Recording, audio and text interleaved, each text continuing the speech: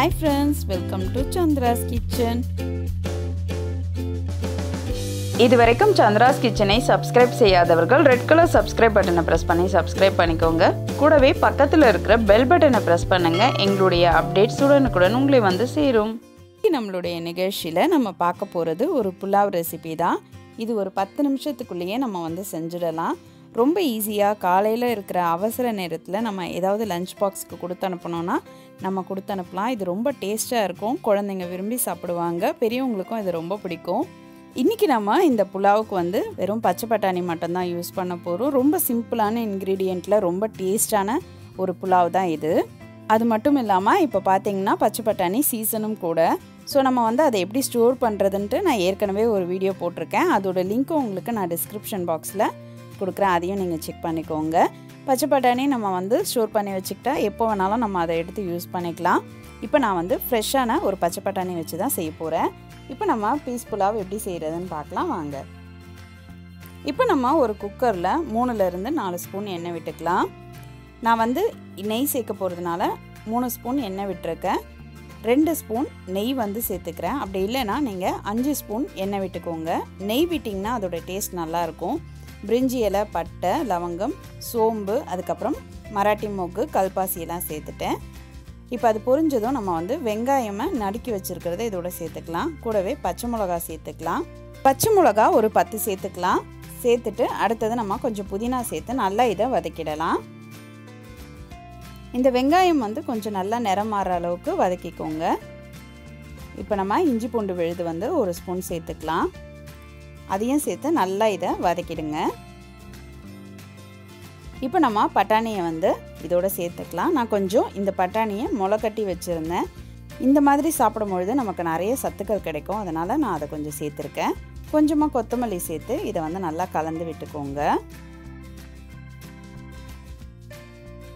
தேவையான அளவு உப்பு சேர்த்துக்கலாம். அடுத்தது பிரியாணி மசாலா வந்து 1 ஸ்பூன் சேர்த்துக்கலாம். அடுத்தது கொஞ்சமாக வந்து தேங்காய் பால் சேர்த்துக்கலாம். தேங்காய் பால் நிறைய சேர்க்க வேணாம், ஒரு 4 ஸ்பூன் சேர்த்தா போதும். இது வந்து டேஸ்ட் கொடுக்கும், அதனால தான். தேங்காய் பால் சேர்க்கலனாலும் பரவாயில்ல. நம்ம வந்து தண்ணி இப்போ தேவையான அளவு சேர்த்துக்கலாம். நான் வந்து பார்த்திங்கன்னா இன்றைக்கி 300 கிராம் அரிசி எடுத்திருக்கேன். நான் வந்து அதுக்காக 4 டம்ளர் தண்ணி வச்சுருக்கேன். இப்போ வந்து இது நல்லா கொதிக்க ஆரம்பிச்சிருச்சு. ஒரு வாட்டி நல்லா இதை கலந்து விட்டுருங்க. பட்டாணி வந்து முளை கட்டினது அப்படின்றதுனால கொஞ்சம் சீக்கிரமாகவே வெந்துடும். அதனால் ரொம்ப நேரம் வந்து நம்ம வதக்கணும்லாம் அவசியம் இல்லை, கடைசியாக சேர்த்து வதக்கிட்டாலே போதும். இப்போ நல்லா இது கொதிக்க ஆரம்பிச்சிருச்சு. இப்போ நம்ம பிரியாணி ரைஸை இதோட சேர்த்துக்கலாம். நான் யூஸ் பண்ணுற அதே பிரியாணி ரைஸ் தான், யூனிட்டி ரைஸ் வந்து நான் இதில் சேர்த்துருக்கேன்.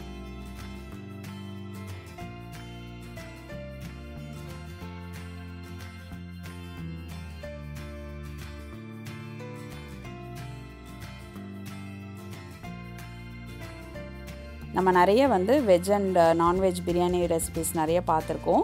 ஸோ அதோட லிங்க்கும் நான் உங்களுக்கு டிஸ்கிரிப்ஷன் பாக்ஸில் கொடுக்குறேன், அதையும் செக் பண்ணிக்கோங்க. இப்போ இது நல்லா கொதிக்க ஆரம்பிச்சிருச்சு. இப்போ நம்ம குக்கரை மூடிடலாம். குக்கரை மூடிட்டு உடனே விசில் போட வேணாம், ஒரு 2 நிமிஷம் விட்டுட்டு அதுக்கப்புறம் விசில் போடுங்க.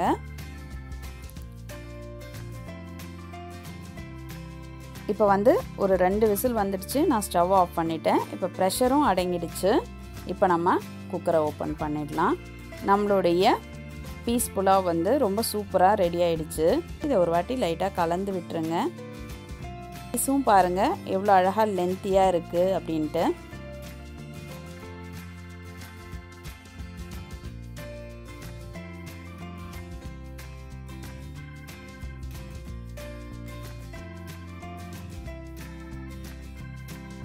இப்போ இதுக்கு மேலே நம்ம வந்து கொஞ்சம் கொத்தமல்லி தழை வந்து சேர்த்துக்கலாம்.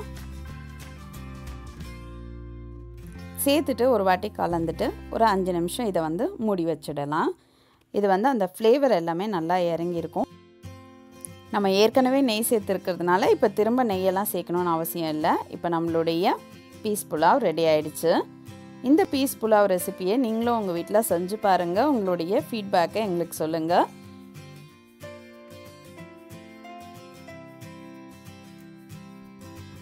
மேலும் இது போன்ற சுவாரஸ்யமான தகவல்களை அறிந்து கொள்ள சந்திராஸ் கிச்சனை சப்ஸ்கிரைப் செய்யுங்க. உங்களுடைய கமெண்ட் பாக்ஸில் போடுங்க. லைக் அண்ட் ஷேர் பண்ணுங்கள்.